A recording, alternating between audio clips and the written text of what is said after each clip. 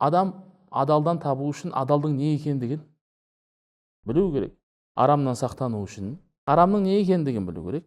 Және соның арасында жүрген күмәнді нәрсенің де не екендігінің парқына бара білуі қажет.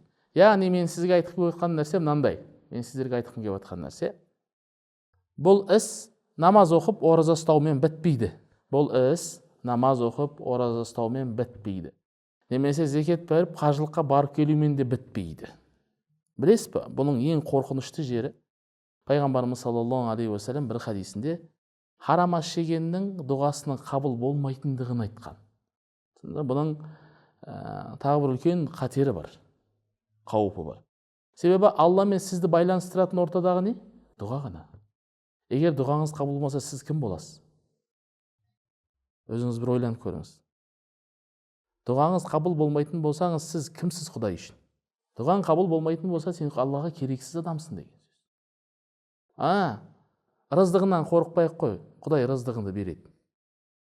Алла саған рыздығыңды мұсылман болғандығың үшін бермейді. Алла сені жаратқан мақұлығы болғандығы үшін береді. Алла Рахман деген сипатымен саған да, маған да, Қытайға да, Жапонға да, тауға да, тасқа да, пұтқа да табынып жүрген бәріне береді. Алланың Раззақ деген сипаты мынау мұсылман екен, мынау мұъмин екен, мынау мүшрик екен, мынау кәпір екен дегенді ажыратпайды.